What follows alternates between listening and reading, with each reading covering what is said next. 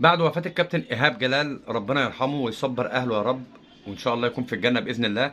أنا عايز أقول لك إن الموسم ده تحديدا بالنسبة لي هو موسم الحزن، يعني أنا هسميه عام الحزن على كل مشجعين الكرة المصرية، مشجعين، لأن إحنا اللي حسينا بوفاة الناس دي.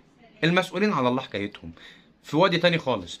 ايهاب جلال توفى يا جدعان، وانا طالب منكم ان انتوا كلكم تدعوا له بالرحمه. كابتن ايهاب جلال من الشخصيات المحترمه جدا، عمره ما عمل مشكله.